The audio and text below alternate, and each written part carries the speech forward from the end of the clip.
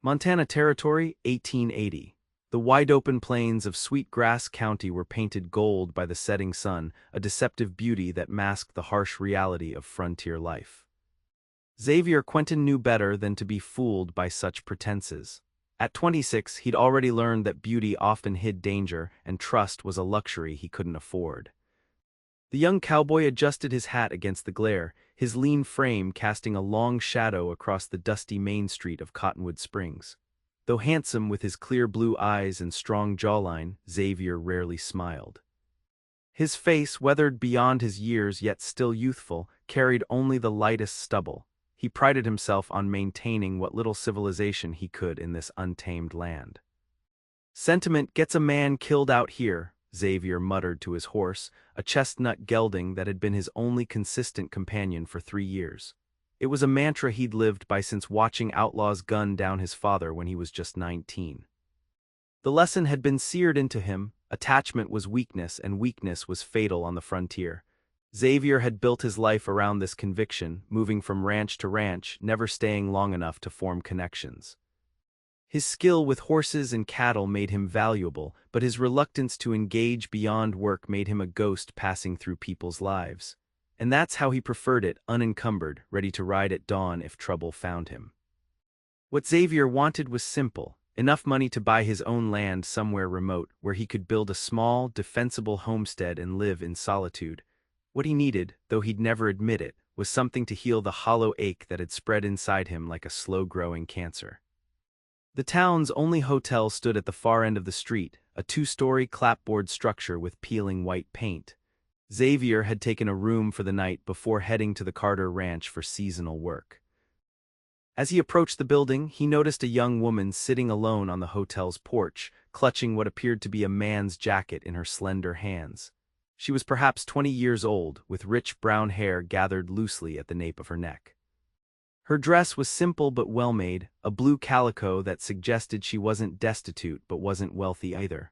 What caught Xavier's attention, however, wasn't her appearance but her expression, a mixture of grief and determination that seemed out of place on such delicate features. Ordinarily, Xavier would have tipped his hat and continued inside without a word. Other people's business was their own, and getting entangled only led to trouble. But something in the way she held that jacket, like it was both precious and painful, made him hesitate at the bottom of the steps. "Evening, miss," he said, the words feeling strange in his mouth. How long had it been since he'd initiated a conversation that wasn't about work? The woman looked up, startled, and Xavier saw her eyes were the color of amber in the fading light. She quickly wiped at her cheek with the back of her hand. "Good evening," she replied, her voice steady despite the evidence of tears. Xavier should have continued on his way then. Instead, he heard himself ask, "Are you all right, ma'am?" Charlotte Brookfield hadn't expected anyone to notice her. At 20 years old, she'd become accustomed to making herself invisible when necessary, a skill honed through years of navigating her father's unpredictable tempers. But the tall cowboy at the bottom of the hotel steps seemed to see right through her carefully composed facade. "I'm quite well, thank you," she said, instinctively tightening her grip on the worn leather jacket in her lap. It had been her brother's, the only thing returned to her family after Benjamin's death in a mining accident 3 months prior.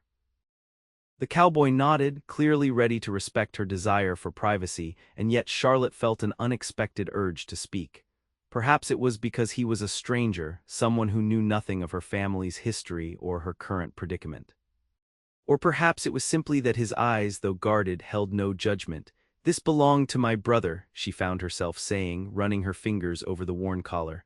"I'm traveling to fulfill a promise I made to him." Xavier paused, one foot on the bottom step. The proper thing would be to offer condolences and move on. Getting involved in this woman's grief would serve no purpose. And yet he found himself climbing the steps and taking a seat on the bench opposite her. "I'm sorry for your loss, miss," he said simply. Charlotte studied him.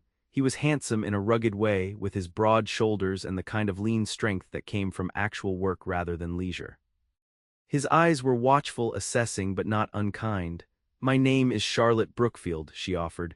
"Xavier Quentin," he replied with a slight nod, passing through. "In a manner of speaking," Charlotte said, "I'm looking for someone actually." "A man named Samuel Ellison. He was my brother's friend from the mines in Butte. I was told he might be working on one of the ranches near here." Xavier's expression didn't change, but Charlotte noticed his posture stiffen slightly. "Ellison," he repeated, "can't say I know him. What's your business with him?" Charlotte hesitated. Her reason for seeking out Samuel Ellison was complicated and private. But there was something about Xavier Quentin that made her want to trust him, despite her own hard-learned lessons about placing faith in strangers. "My brother left something with Mr. Ellison," she finally said.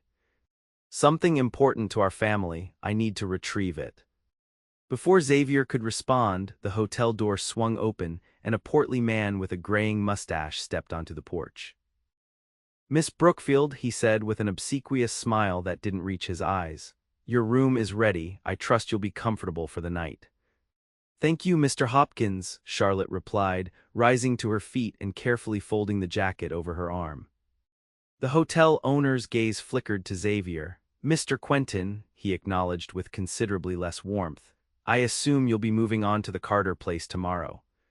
"That's the plan," Xavier confirmed, standing as well. As Charlotte followed the hotel owner inside, she glanced back at the cowboy still standing on the porch. Their eyes met briefly, and something unspoken passed between them, a recognition perhaps of two solitary souls adrift in the vast wilderness of the West. That night Xavier lay awake in his sparse hotel room, staring at the water-stained ceiling. Charlotte Brookfield's face kept appearing in his mind, particularly the way she'd clutched that jacket as if it contained all that remained of her brother. He told himself his interest was merely curiosity, perhaps even concern for a young woman traveling alone in dangerous territory, but there was something else, something he couldn't quite name, that made him uneasy: Samuel Ellison. The name had sent a jolt through Xavier, though he'd been careful not to show it. He knew Ellison, not well, but enough to know the man had a reputation for finding trouble. If Charlotte Brookfield was looking for him, she might be heading into more danger than she realized. "Not your problem, Quentin," Xavier muttered to himself. "You've got work waiting at the Carter Ranch." But when morning came, Xavier found himself lingering in the hotel dining room, nursing a cup of coffee until Charlotte appeared for breakfast. She looked surprised to see him still there, but offered a small smile as she took a seat at a nearby table. "Good morning, Mr. Quentin," she said. "I thought you'd be on your way by now." Xavier nodded, turning his cup in his hands. "Heading out soon," he replied. Then, against his better judgment, he added, "The Carter Ranch is about 20 miles north of here. If you're still looking for Ellison, I heard he might have done some work there last season." Charlotte's amber eyes widened slightly. "You know of him?" Xavier shrugged, "By reputation mostly. Look, Miss Brookfield, I don't mean to pry, but Ellison, he's not exactly the most trustworthy sort. Whatever business you have with him, you might want to be careful." Charlotte's expression hardened almost imperceptibly. "I appreciate your concern, Mr. Quentin, but I can take care of myself. I have to find him, regardless of his character." Xavier recognized the determination in her voice. Whatever mission had brought Charlotte Brookfield to this remote corner of Montana, she was not easily dissuaded. "The stage to North Fork passes by the Carter place," he said finally. "If you're heading that way, you'd be welcome to ride alongside, safer than traveling alone." The offer surprised them both. Xavier hadn't intended to make it, and from Charlotte's expression she hadn't expected it either. "That's kind of you," she said cautiously, "but why would you offer?" It was a fair question, and one Xavier didn't have a ready answer for. His usual instinct would be to mind his own business and let this woman pursue her dangerous quest without his involvement. But something about Charlotte Brookfield and that worn leather jacket had gotten under his skin. "The roads aren't safe," he said simply, "especially for a woman traveling alone." Charlotte regarded him for a long moment, seeming to weigh his sincerity against her own caution. Finally, she nodded. "Very well, Mr. Quentin. I accept your offer."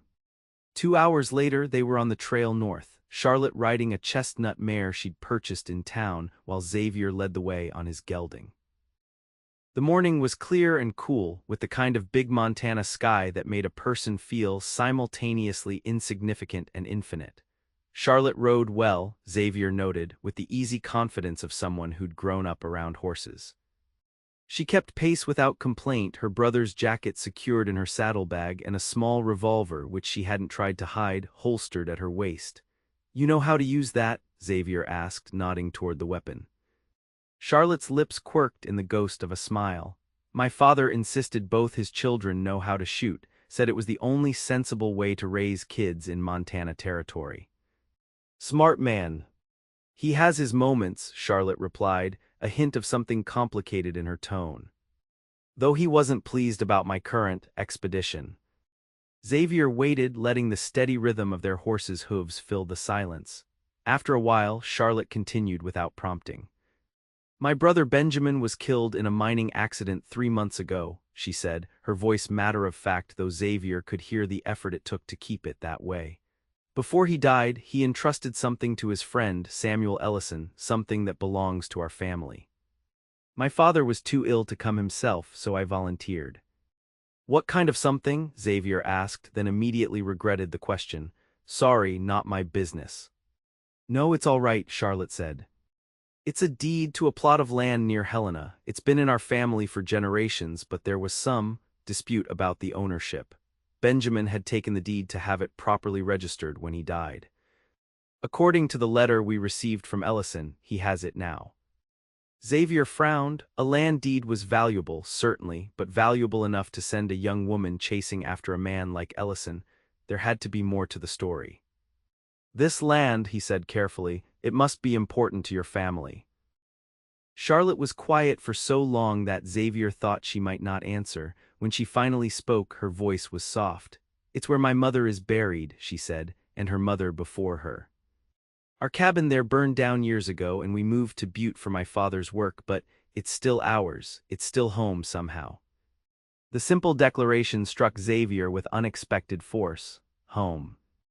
It had been so long since he'd allowed himself to think of any place that way. Since his father's death, home had been wherever he happened to lay his bedroll for the night. "I understand," he said, and was surprised to find he meant it. As they rode, the landscape gradually shifted from open prairie to rolling foothills dotted with stands of pine and aspen. By midday, they'd covered a good portion of the distance to the Carter Ranch, stopping to rest the horses near a small stream. Xavier watched as Charlotte stretched her legs, moving with a grace that spoke of both strength and refinement. She was a puzzle, a well-bred young woman traveling alone on a dangerous mission, skilled with both horses and firearms, somehow both vulnerable and fiercely independent. "You said you know of Ellison," Charlotte said as they shared a simple meal of jerky and hardtack. "What exactly is his reputation?" Xavier considered how to answer. The truth might frighten her, but lying would do her no favors. "He's known for finding opportunities," he said carefully. "Not always honest ones. He worked the mines for a while, then tried his hand at cattle. Last I heard, he was running with a rougher crowd, men who don't mind bending the law when it suits them." Charlotte's expression remained neutral, but Xavier noticed her hand tighten around her canteen. "I see," she said, "and yet my brother trusted him with our family deed." "People can surprise you," Xavier offered, though in his experience, the surprises rarely tended toward the positive. "Maybe your brother saw something in him others missed." Charlotte nodded, but Xavier could see doubt creeping into her amber eyes. Whatever confidence had propelled her on this journey was beginning to waver in the face of reality. "If Ellison has your deed," Xavier found himself saying, "we'll get it back, one way or another." The words "we" hung in the air between them. Xavier hadn't intended to commit himself to Charlotte's cause beyond offering safe passage to the Carter Ranch. And yet, he realized with a mixture of resignation and something almost like anticipation, he was already involved. Charlotte studied him, wariness and hope warring in her expression. "Why would you help me, Mr. Quentin?" "You don't know me." It was a question Xavier had been asking himself since their encounter on the hotel porch. Why break his own rules for this woman? Why risk entanglement in whatever complicated situation surrounded Samuel Ellison and the Brookfield family deed? "I've spent 3 years avoiding other people's problems," he said finally. "Maybe it's time I remembered what it means to be human." The admission felt like exposing an old wound, but Charlotte's small smile in response made the discomfort worthwhile. "Thank you," she said simply. They reached the Carter Ranch by late afternoon. It was a substantial operation, several hundred acres of grazing land, a large main house, bunkhouse, stables, and various outbuildings. As they approached, Xavier could see men moving about the property, tending to the daily tasks of ranch life. Jacob Carter himself came out to meet them as they rode into the yard, a tall, broad-shouldered man in his 50s with a weathered face and shrewd eyes. "Quentin," he greeted Xavier with a firm handshake. "Glad you made it. We've got calving starting early this year." His gaze shifted to Charlotte. "And who might this be?" "Charlotte Brookfield," she introduced herself before Xavier could speak. "I'm looking for information about a man who might have worked here, Samuel Ellison." Carter's expression darkened. "Ellison," he repeated. "Haven't heard that name in a while. He worked a season for me about 2 years back. Decent with cattle but light-fingered. Caught him trying to steal from the strongbox and sent him packing." "Do you know where he might be now?" Charlotte pressed.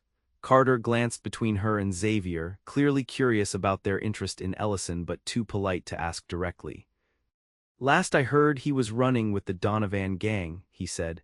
"They operate out of the Badlands east of here, small-time rustlers and stagecoach robbers mostly." Xavier felt Charlotte stiffen beside him. The Donovan gang wasn't as notorious as some of the outlaw groups further south, but they were dangerous enough, especially to a young woman traveling alone. "Miss Brookfield is trying to recover a family document that Ellison has in his possession," Xavier explained, deliberately vague. Carter nodded slowly. "Well, miss, I wouldn't recommend seeking out the Donovans alone. That's asking for trouble." "I understand," Charlotte said, though Xavier could see the determination hadn't left her eyes. "Thank you for the information." After showing Charlotte to a small guest room in the main house, Xavier joined the ranch hands for the evening meal in the bunkhouse. The conversation was the usual mix of cattle talk, complaints about the weather, and good-natured ribbing, but Xavier found his thoughts repeatedly drifting to Charlotte and her quest. If Ellison was indeed running with the Donovans, retrieving the deed would be far more dangerous than either of them had anticipated. The sensible thing would be for Charlotte to return to her family in Butte and find another way to secure their land claim. But Xavier had recognized the look in her eyes. She would not be deterred so easily. Later that evening, as Xavier was tending to his horse in the stable, he heard soft footsteps behind him. Turning, he found Charlotte standing in the doorway, her brother's jacket draped over her shoulders against the evening chill. "Mr. Carter's wife said I might find you here," she said, stepping into the warm, hay-scented space. "I wanted to thank you again for your help today." Xavier nodded, continuing to brush his gelding's flank. "You're heading back to Butte tomorrow, I assume." Charlotte was quiet for a moment. Then, "No, I'm going to find Ellison." Xavier stopped brushing and turned to face her fully. "That would be foolish, Miss Brookfield. The Donovans aren't men to trifle with." "I'm aware of the danger," she said, lifting her chin slightly. "But I made a promise to my brother and to my father. I won't return without that deed." "Then hire someone," Xavier suggested. "The U.S. Marshal in Helena could." "We can't afford it," Charlotte interrupted, a flush of embarrassment coloring her cheeks. "My father's illness our circumstances aren't what they once were. This is something I must do myself." Xavier studied her in the lantern light. There was a quiet dignity to Charlotte Brookfield, a strength that had nothing to do with physical power. It reminded him painfully of his own mother, a woman who had faced the hardships of frontier life with the same resolute grace until typhoid took her when Xavier was just 14. "You can't go alone," he said finally. Hope flickered in Charlotte's amber eyes. "Are you offering to accompany me, Mr. Quentin?" Xavier should have said no. He had a job here, responsibilities he'd committed to. Getting involved in Charlotte's dangerous mission contradicted every rule he'd lived by since his father's murder. And yet, "I'll speak to Carter in the morning," he heard himself say. "Explain the situation. If he can spare me for a few days, then yes, I'll go with you."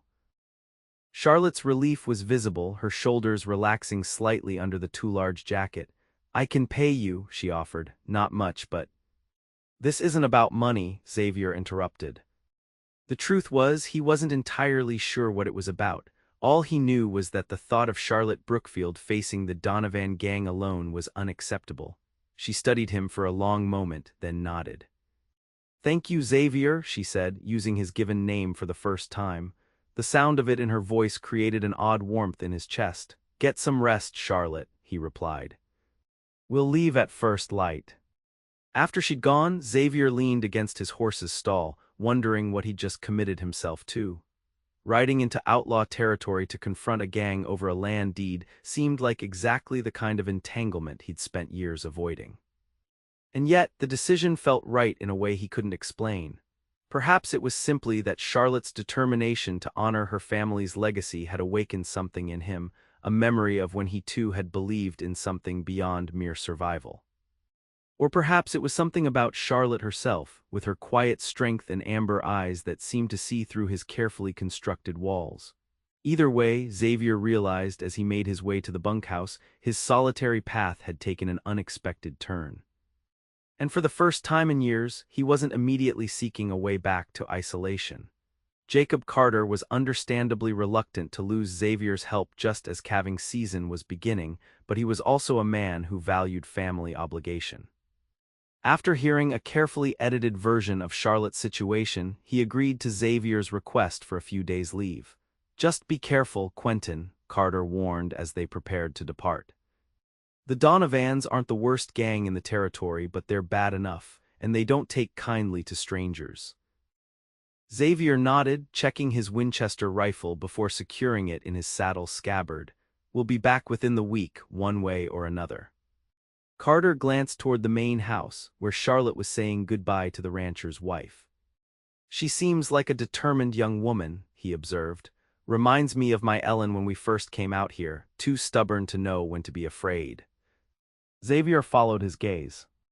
Charlotte had emerged from the house, dressed in a practical riding skirt and jacket, her brother's leather coat folded and tied to her saddlebags. There was a purposefulness to her movements that spoke of both nervousness and resolve. Some things are worth the risk, Xavier found himself saying. Carter gave him a shrewd look. Just make sure you both come back in one piece. Good ranch hands are hard to find these days. The first day's ride toward the Badlands was uneventful, the landscape gradually changing from the fertile grasslands of the Carter Ranch to more rugged, broken country. They camped that night in a sheltered hollow near a small stream, taking turns keeping watch. As they sat by the fire sharing a simple meal, Charlotte removed her brother's jacket from her saddlebag, running her fingers over the worn leather. He was only 24 when he died, she said quietly. We weren't always close. Benjamin was restless, always looking for adventure or fortune, but he was a good man. He didn't deserve to die in that mine. Xavier watched the firelight play across her face. Few get what they deserve out here, good or bad. Charlotte looked up at him. Is that why you keep to yourself? Because you think the frontier is too unfair to risk caring. The question was surprisingly perceptive, cutting closer to Xavier's core beliefs than he was comfortable with. He prodded the fire with a stick, watching the sparks rise into the darkening sky. My father was killed by outlaws when I was 19, he said finally. Shot in the back while trying to defend our small ranch near Bozeman. I learned then that attachment is a liability in this country. The more you care, the more you have to lose. Charlotte was quiet for a moment, absorbing his words. I'm sorry about your father, she said, truly, but isn't that true anywhere? Life offers no guarantees, Mr. Quentin, whether in Boston or Montana territory. Xavier gave a humorless smile, perhaps. But out here the reminders are more frequent and more violent. And yet, Charlotte persisted, people still build homes, raise families, form communities. They refuse to let fear dictate their lives. Some would call that foolishness, Xavier countered. Charlotte's amber eyes reflected the firelight as she regarded him steadily. Others might call it courage. Xavier had no ready response to that. Instead, he changed the subject. We should reach Donovan territory by midday tomorrow. We'll need a plan for approaching Ellison without antagonizing the whole gang. They discussed strategy until the fire burned low, finally agreeing that their best approach would be to find a way to separate Ellison from his companions. Charlotte eventually retired to her bedroll while Xavier took the first watch, his mind turning over their conversation. Was it courage that drove people to form connections despite the risks, or merely a refusal to face reality? For 3 years, Xavier had been convinced it was the latter, but watching Charlotte's devotion to her family's legacy and her brother's memory had begun to sow seeds of doubt in his long-held conviction. The next morning dawned clear and cool. They broke camp efficiently and continued eastward, the landscape growing increasingly harsh and broken. By noon, they had reached the edge of what locals called the Badlands, a maze of gullies, rock formations, and sparse vegetation that provided perfect hiding places for those wishing to avoid the law. Xavier led them to a high ridge that offered a view of the surrounding terrain. In the distance, perhaps 2 miles away, thin wisps of smoke rose from what appeared to be a small camp nestled in a protected canyon. "That could be them," he said, passing his field glasses to Charlotte. "The Donovans usually camp in that area when they're not out working." Charlotte studied the distant camp. "How many men does Donovan usually have with him?" 7 or 8 from what I've heard, not a large gang but dangerous enough." Charlotte handed back the glasses, her expression determined. "So how do we get to Ellison?" Xavier had been pondering this problem since dawn. "The direct approach would be suicide," he said bluntly, "but I might be able to get into their camp if they think I'm looking to join up. Ranch work doesn't pay much and they might believe I'm looking for more lucrative opportunities." "And what about me?" Charlotte asked. Xavier hesitated. "You stay hidden. If I can locate Ellison, I'll try to get him alone, find out about the deed." Charlotte shook her head immediately. "No, this is my responsibility, not yours. I won't let you take that risk alone." "Charlotte," Xavier said, frustration evident in his voice, "a woman riding into an outlaw camp is asking for trouble. These aren't gentlemen." "I'm aware," she replied coolly, "but I didn't come all this way to hide while someone else completes my mission." She paused, considering, "What if we approach as a couple? A married pair looking for Ellison because he owes us money." Xavier frowned, considering the idea. It was risky, but potentially less suspicious than a lone man suddenly appearing in outlaw territory. And it would allow Charlotte to face Ellison directly, which he suspected was important to her. "It might work," he conceded, "but you'd need to stay close to me at all times. And we leave at the first sign of trouble." Charlotte nodded, relief evident in her expression. "Agreed." They approached the canyon cautiously, riding openly but alert for any sign of sentries. Sure enough, before they'd gone half a mile, 2 riders appeared on a ridge above them, rifles in hand. "That's far enough," one of them called. "State your business." Xavier raised his hands slightly to show he wasn't reaching for a weapon.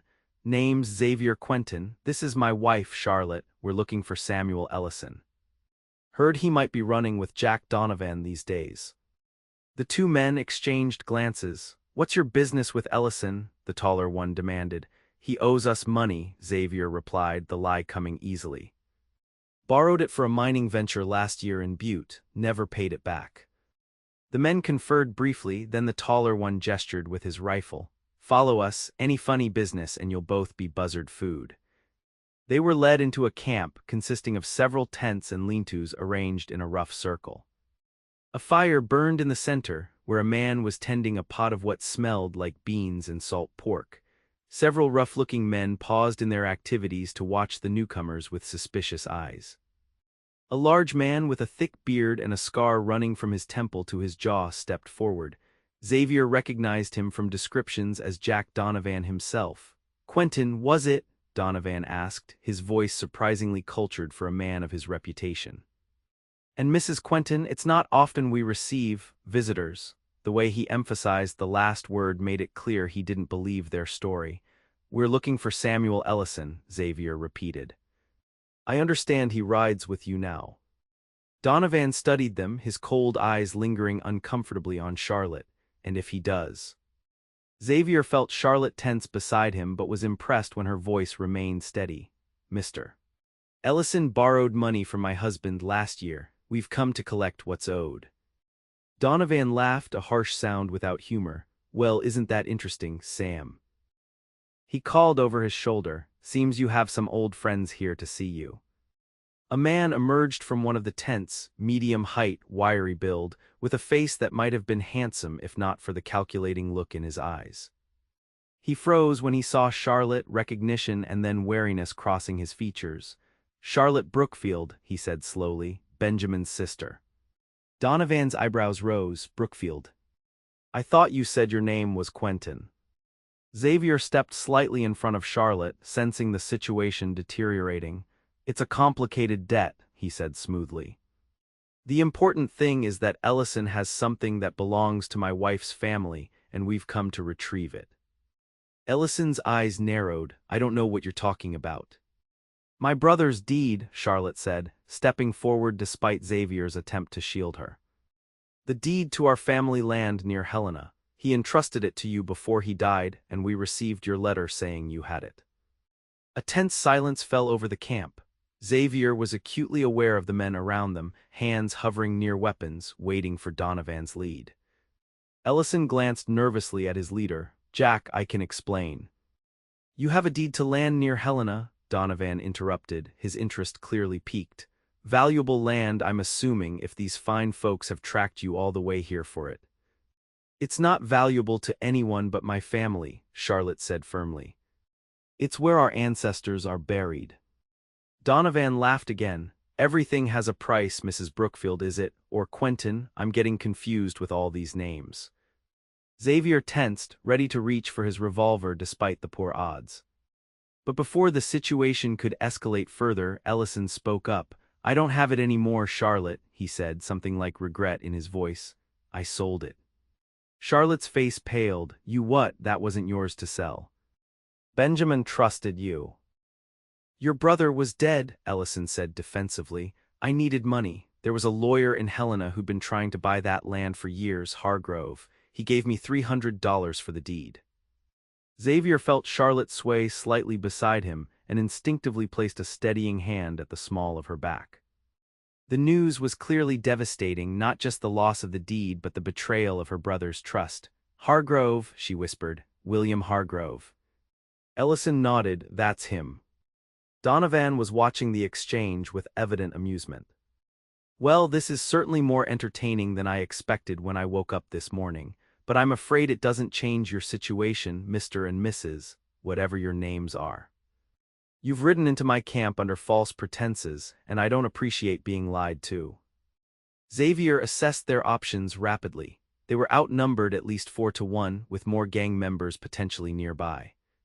Fighting their way out wasn't feasible. Their only hope was to somehow convince Donovan it wasn't worth the trouble to harm them. We didn't come looking for trouble, Xavier said carefully, just information. Now we have it, and we'll be on our way. Donovan smiled unpleasantly. I'm afraid it's not that simple. You see, you now know where our camp is located. That's inconvenient for us. We have no interest in reporting your location, Charlotte said, her voice remarkably steady despite the circumstances. We only wanted the deed. And yet, Donovan mused, I find I don't entirely trust your word on that. He turned to his men. Put them in the storage tent for now. I need to think about what to do with them.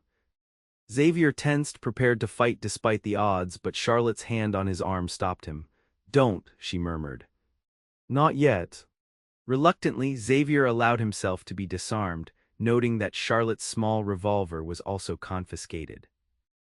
They were led to a canvas tent at the edge of the camp, its interior filled with various supplies and what appeared to be stolen goods.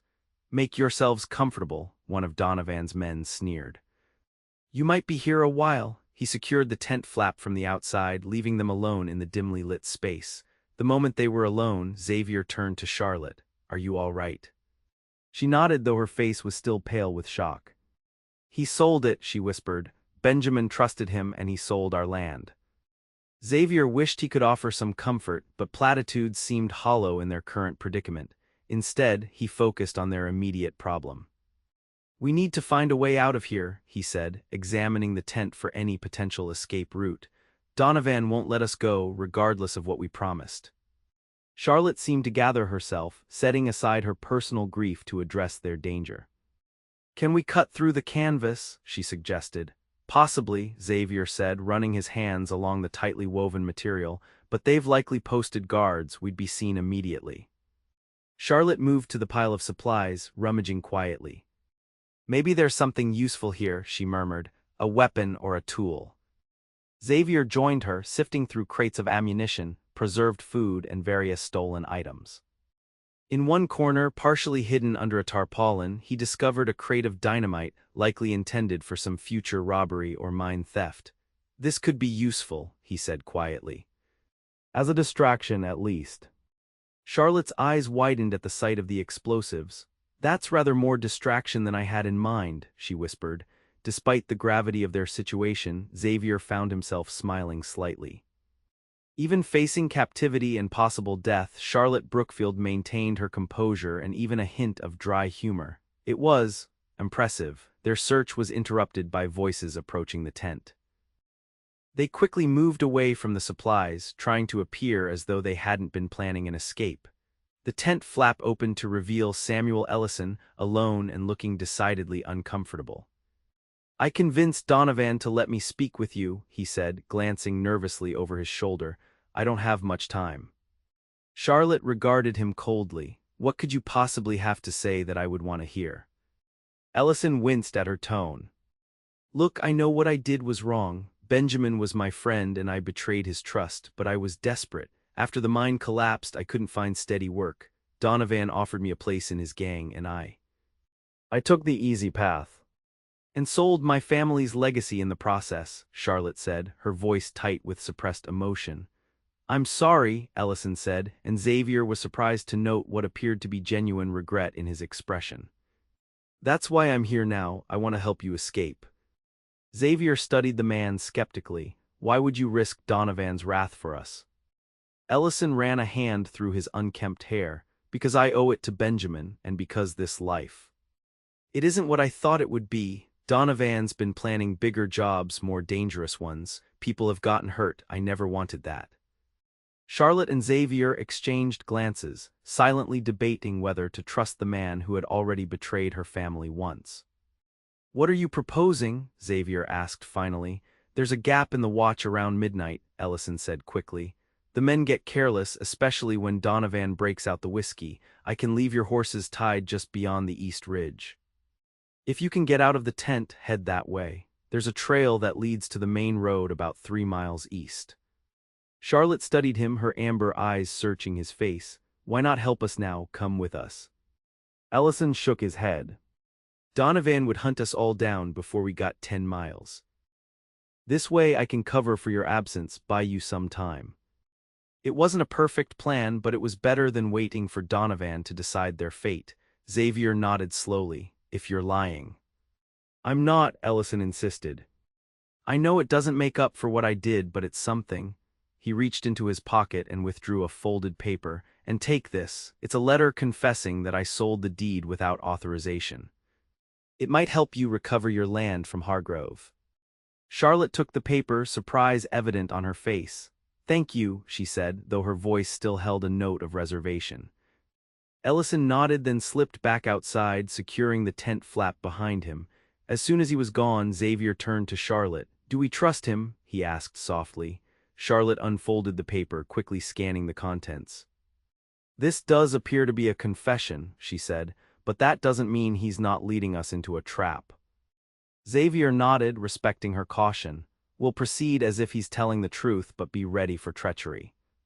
Either way, we need to be prepared to move by midnight." As darkness fell, they could hear the sounds of the camp, men talking, occasional laughter, the clink of bottles. No one came to check on them, which Xavier found both reassuring and suspicious.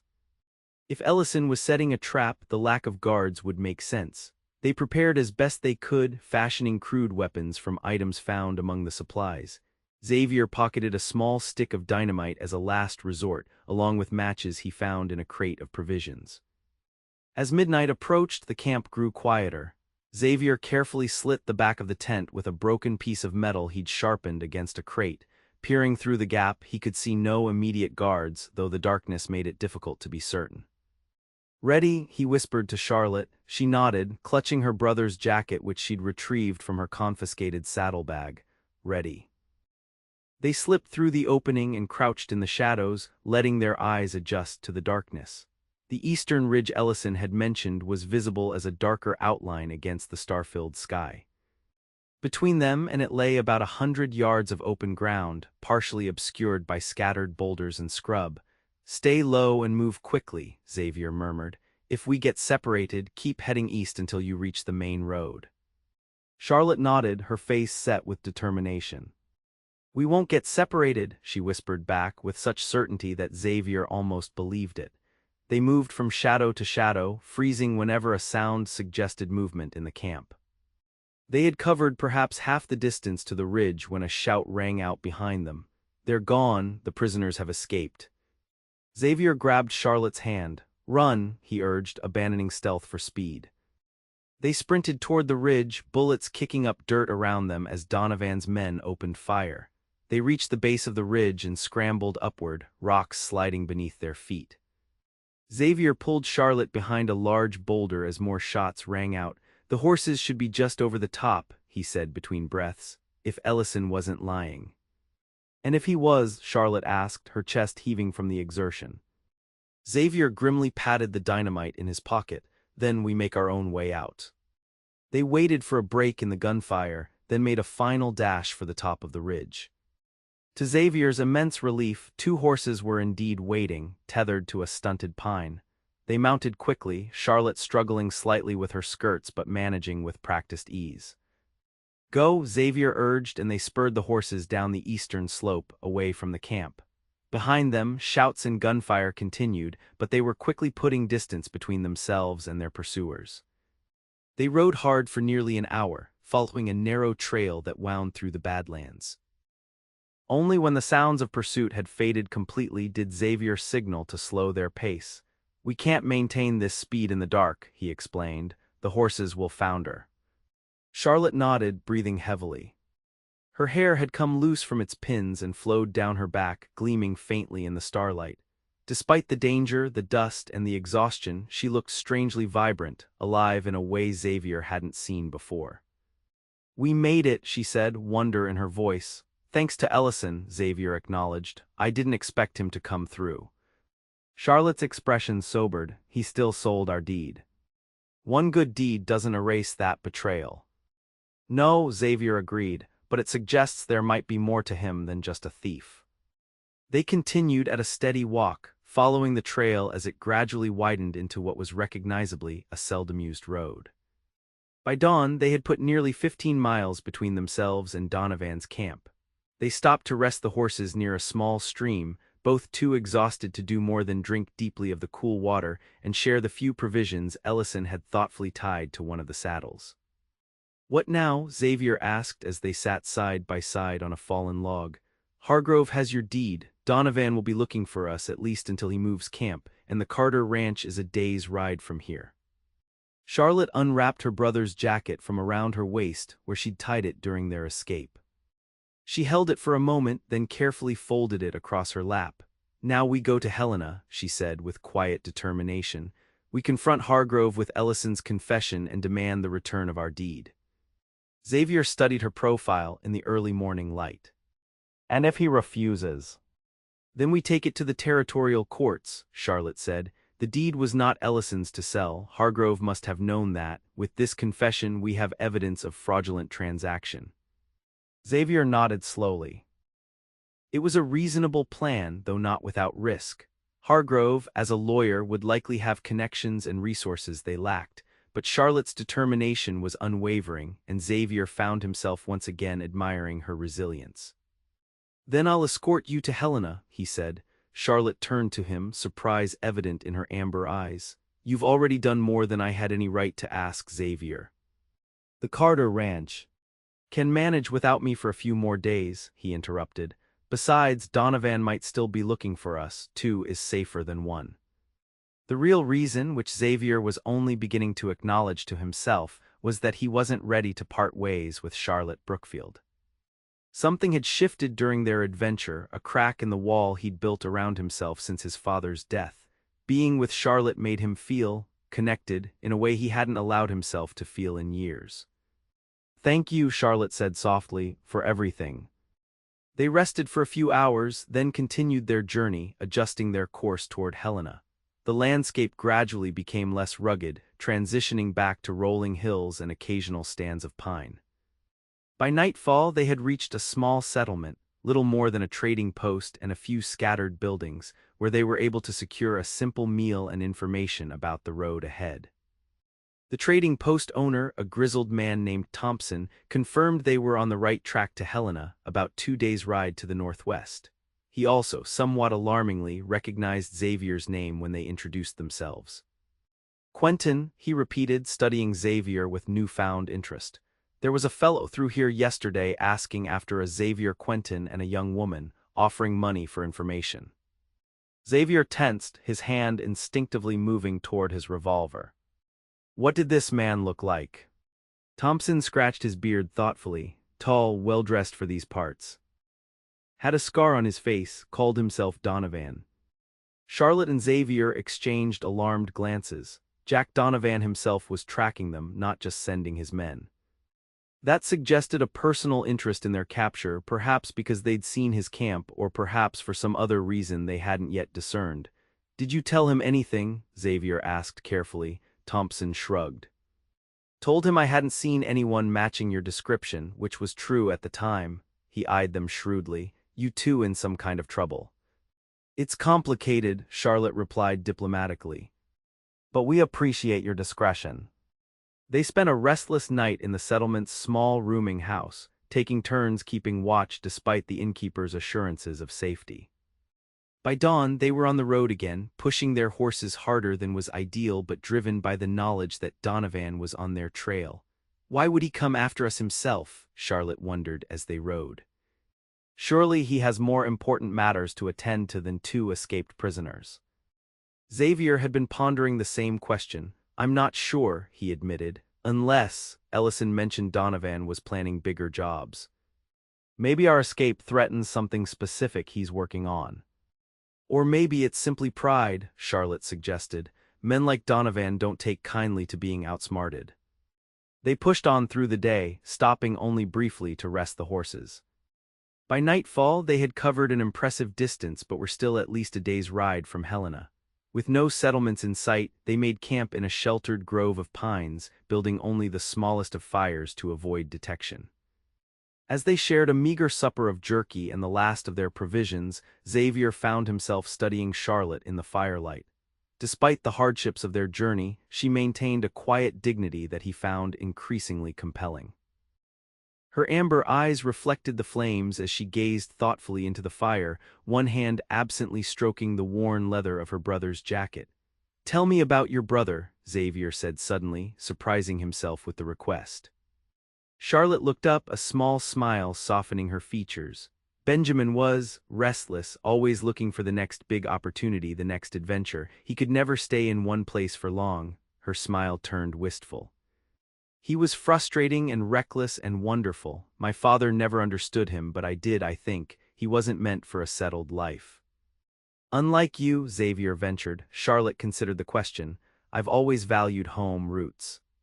Not necessarily staying in one physical place, but having a center, a foundation. She glanced at Xavier. What about you? What was your father like? Xavier was quiet for a moment, unpracticed at sharing personal history. Principled, he said finally. He believed in justice, in standing up for what was right, even when it was dangerous. That's what got him killed in the end. He refused to be intimidated by a gang that was extorting local ranchers. He sounds like a man of conviction, Charlotte said softly. You must have admired him greatly. I did, Xavier acknowledged, but I also blamed him after he died, for putting principles above survival, for leaving me alone. The admission felt raw, exposing a wound Xavier had carried but never articulated. Charlotte's expression held no judgment, only compassion. And so you decided that connections were too dangerous, she said, that caring for others made you vulnerable. Xavier nodded, unable to meet her gaze. It seemed the logical conclusion at the time. Charlotte was quiet for a long moment. Then, my mother used to say that a life without love is no life at all, merely existence, that to truly live means to risk heartbreak. Xavier looked up, finding her amber eyes fixed on him with an intensity that made his breath catch. Your mother sounds wise, he said. She was, Charlotte replied. I wish you could have known her. The simple statement hung in the air between them, laden with implications neither was quite ready to acknowledge. They finished their meal in companionable silence, then took turns keeping watch through the night. Dawn broke clear and cold, promising another day of good weather for traveling. They were breaking camp when Xavier heard it, the distant sound of horses approaching.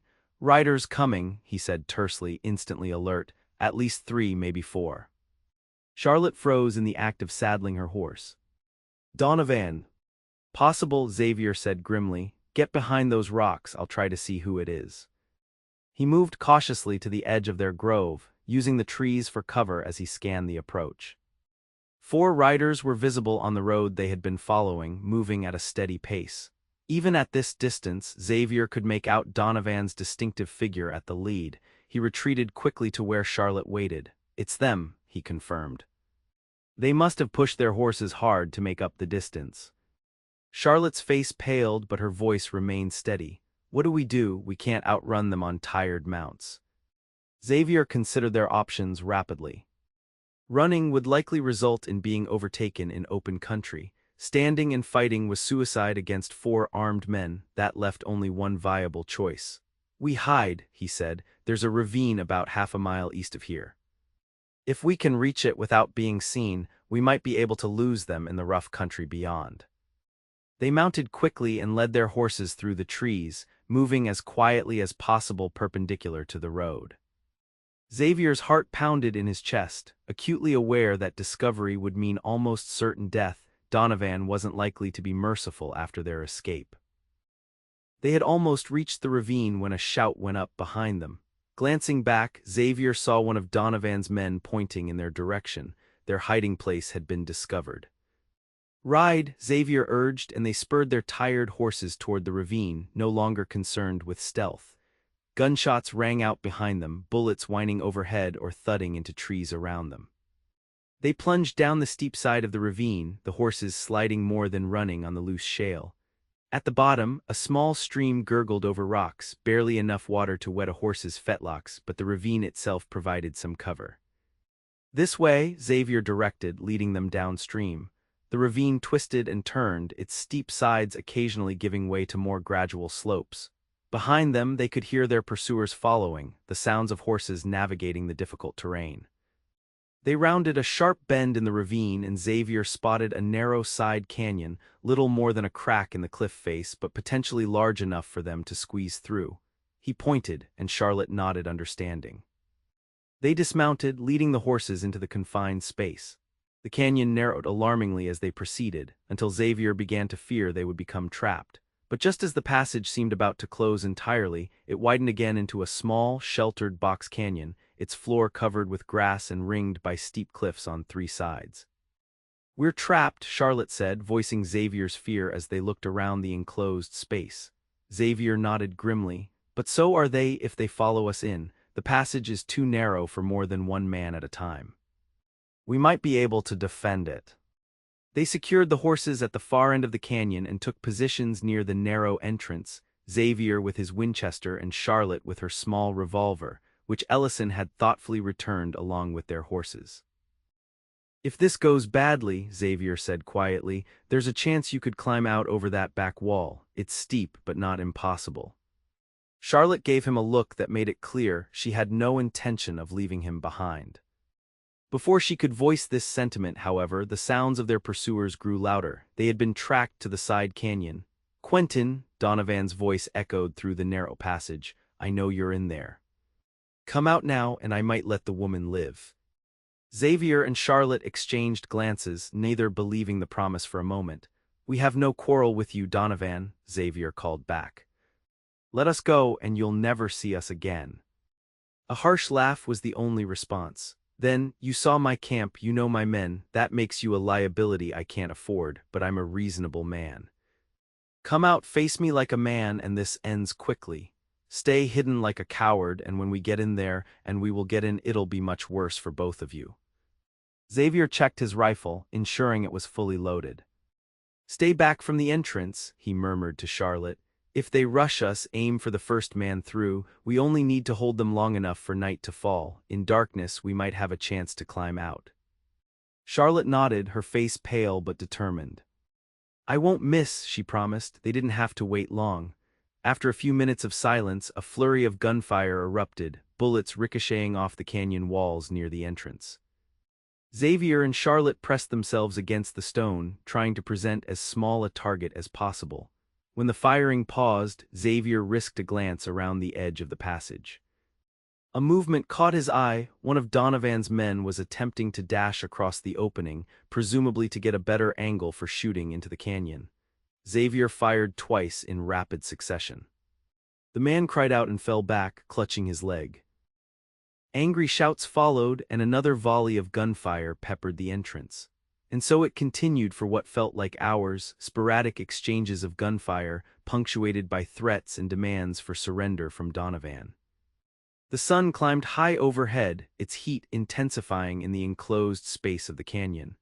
Their water supplies were limited, and Xavier found himself growing increasingly concerned about their ability to hold out until nightfall. During a lull in the shooting, Charlotte touched his arm. "Xavier," she said softly, "I want you to know something. Whatever happens, these past days with you have meant a great deal to me." Xavier turned to her, struck by the quiet intensity in her amber eyes. Despite the dirt on her face and the dishevelment of her hair, she looked beautiful to him, strong and brave and utterly remarkable. "Charlotte," he began, but was interrupted by a new sound from outside their sanctuary, the unmistakable thunder of approaching horses, many more than Donovan's small party. "What the hell?" they heard Donovan exclaim, followed by the sound of his men scrambling for cover. A new voice rang out, authoritative and commanding. "Jack Donovan, this is U.S. Marshal James Sullivan. You and your men are surrounded. Throw down your weapons." Xavier and Charlotte exchanged stunned glances. "The law," Charlotte whispered incredulously. "Here." More voices joined the confusion outside, followed by a brief exchange of gunfire. Then silence fell, broken only by the sound of men being taken into custody. "Quentin," the marshal's voice called. "Miss Brookfield, Samuel Ellison sent us. Are you in there?" Cautiously, Xavier moved toward the entrance, rifle still at the ready. "We're here, Marshal," Donovan and his men. "In custody," came the reply. "It's safe to come out now." Still wary, Xavier peered around the edge of the passage. Sure enough, Donovan and his remaining men were being handcuffed by several deputies, while a tall man with a marshal's badge stood watching the proceedings with satisfaction. "It's true," Xavier confirmed to Charlotte. "The marshal has them." They retrieved their horses and made their way out of the narrow canyon, blinking in the bright sunlight. Marshal Sullivan approached them, his weathered face breaking into a smile. "Quite a chase you led Donovan on," he commented. "Ellison rode into Helena yesterday, confessed everything, said you two might need help. We've been after Donovan's gang for months but never knew the location of their camp until now." "Ellison confessed?" Charlotte asked, surprised. "To his crimes." Sullivan nodded, turned himself in, said he was tired of running, mentioned something about making amends for a betrayed trust. He glanced between them. "He seemed particularly concerned about your safety, Miss Brookfield. Said Donovan wouldn't stop hunting you because of something called the Helena job." Xavier frowned. "What's that?" "A major bank robbery Donovan was planning," Sullivan explained. "According to Ellison, Donovan was worried you'd overheard details while in his camp and might alert authorities. That's why he was so determined to find you." Charlotte shook her head. "We heard nothing about any robbery. We were only there to find Ellison because of my family's deed." Sullivan nodded. "So Ellison explained. He also mentioned a lawyer named Hargrove who purchased your deed illegally. We'll be looking into that as well." As the marshal's men prepared to transport their prisoners, Xavier and Charlotte found a moment alone. The events of the past hours had left them both exhausted but alive, an outcome that had seemed increasingly unlikely as the standoff progressed. "What are you thinking?" Xavier asked, noticing Charlotte's pensive expression as she watched Donovan being led away. She turned to him, her amber eyes thoughtful. "About Ellison, about redemption, about how people can surprise you when you least expect it." Xavier nodded slowly, understanding that her words held meaning beyond Ellison's unexpected assistance. "Sometimes people reveal their true character in moments of crisis," he agreed. "And what has this crisis revealed about you, Xavier Quentin?" Charlotte asked softly. Xavier considered the question carefully. The past days had shaken beliefs he'd held firm for years, that attachment was weakness, that isolation was safety, that caring for others inevitably led to pain. That perhaps I've been wrong, he said finally. About what it means to survive, about what makes life worth living. Charlotte's smile was like sunrise after the longest night. It's a revelation worth having, she said. They rode with the marshal's party to Helena, reaching the territorial capital by nightfall. Sullivan arranged rooms for them at a reputable hotel, promising to begin proceedings against Hargrove the following day. For the first time in days, they had the luxury of proper meals, hot baths, and beds that didn't consist of hard ground and saddle blankets. The next morning, refreshed and wearing clean clothes provided by the hotel's laundry service, they met with Marshal Sullivan at the territorial courthouse. The marshal had already dispatched deputies to Hargrove's office with a warrant to search for the Brookfield deed. Based on Ellison's written confession and your testimony, Judge Parker has authorized the search, Sullivan explained. If we find the deed, it will be returned to you immediately. If not, we'll need to pursue further legal action. Charlotte nodded, her composure admirable despite the uncertainty. She wore her brother's jacket over her dress, as if drawing strength from this tangible connection to Benjamin. They didn't have long to wait. Within an hour, the deputies returned, triumphantly bearing a document that Charlotte immediately identified as her family's deed. Hargrove, apparently recognizing the futility of resistance once confronted with Ellison's confession, had surrendered it without argument. He's still facing charges of knowingly purchasing stolen property, Sullivan assured them, but the important thing is that your land is legally yours again, Miss Brookfield. Charlotte held the deed reverently, tracing the familiar signatures of her ancestors. Thank you, Marshal, she said, her voice thick with emotion. And please convey my gratitude to Samuel Ellison as well. Despite everything, he did the right thing in the end. As they left the courthouse, deeds safely secured in Charlotte's reticule, Xavier found himself facing an unexpected crossroads. Their mission was accomplished. Charlotte had recovered her family's legacy. There was no logical reason for their paths to remain intertwined.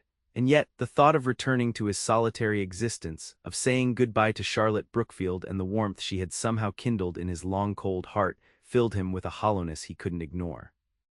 They walked in silence for a time, the bustling streets of Helena a marked contrast to the wilderness they'd traversed together.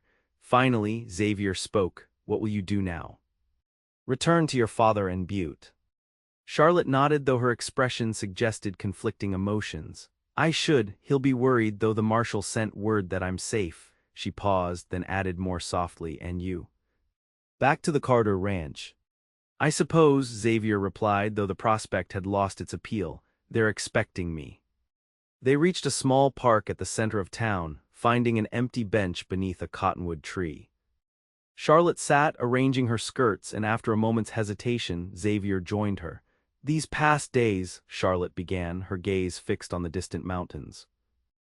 They've changed something in me, Xavier. Before I thought I understood what mattered: family, duty, home, and those things still matter, of course, but I've discovered something else matters too. Xavier waited, a strange hope building in his chest despite his efforts to suppress it. Charlotte turned to him, her amber eyes direct and unflinching. My brother lived his life seeking adventure, never putting down roots. My father built his life around obligation and routine. Both paths have their merits, but neither feels quite right for me. And what does feel right? Xavier asked quietly. A balance, Charlotte replied. Roots and wings, home and horizon, safety and risk, her voice softened. Like what I've felt these past days despite the danger, or perhaps because of it. Xavier understood exactly what she meant. In facing danger together, they had discovered a kind of aliveness that made his previous existence seem like mere survival by comparison. I've spent 3 years convinced that caring for others was a weakness I couldn't afford, he said slowly. That connections would only lead to loss and pain, but being with you, even with bullets flying and outlaws on our trail. I've felt more alive than I have since my father died. Charlotte's smile was radiant. Then perhaps we've both learned something valuable. Xavier nodded, gathering his courage. Charlotte, I don't know what the future holds. I'm not a wealthy man, I don't have land or a home to offer you, but if you'd consider, that is, if you might want to. Yes, Charlotte said simply, saving him from his fumbling proposal. Whatever you're asking, Xavier Quentin, the answer is yes. Xavier blinked, then laughed, a genuine sound of joy that felt foreign to his own ears. You don't even know what I was going to say. I think I do, Charlotte replied, her eyes twinkling. But perhaps you should say it properly anyway, so there's no confusion. Xavier took her hands in his, marveling at how natural it felt. Charlotte Brookfield, would you consider building a life with me? I can't promise it will be easy or safe. But I can promise that it will be real, and that you will never face any challenge alone again. Charlotte's amber eyes shimmered with unshed tears. That sounds like exactly the kind of life I want, she said softly. With exactly the man I want to share it with. 2 months later, on a crisp autumn day, Xavier Quentin stood on a ridge overlooking a small valley near Helena. Beside him, Charlotte, now his wife of 3 weeks, pointed to a flat area near a stream. There, she said decisively, that's where we'll build the house. Xavier nodded, seeing the potential through her eyes.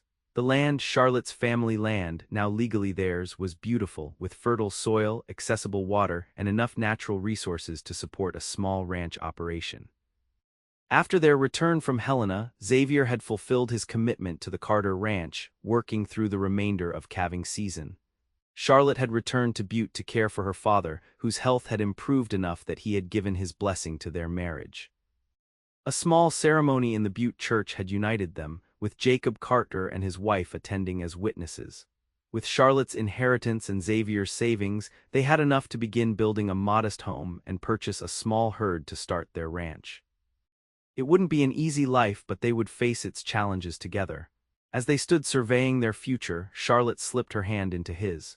She wore her brother's leather jacket against the autumn chill, the worn material a testament to the journey that had brought them to this moment. Do you ever regret it? Xavier asked suddenly, taking a chance on a solitary cowboy who spent years convinced that caring for others was a weakness. Charlotte's amber eyes crinkled with amusement. Never, she said firmly. Though I admit, when you found me holding Benjamin's jacket on that hotel porch, I never imagined where it would lead. Xavier smiled, remembering the curiosity that had prompted him to speak to her that evening, the uncharacteristic impulse that had changed the course of his life. I just wanted to know your story, he said softly. I never expected to become part of it. Charlotte leaned into him, her head resting against his shoulder. It's our story now, she said. And we've only just begun to write it. As the sun dipped toward the distant mountains, painting the valley in gold and amber, Xavier Quentin held his wife close and allowed himself to feel, without reservation, the one emotion he had denied himself for so long. Hope, hope for the future, hope for their life together, hope that in this harsh but beautiful land, love could indeed flourish. And somewhere he thought his father would be proud, not because Xavier had learned to fight or survive, but because he had finally learned to live.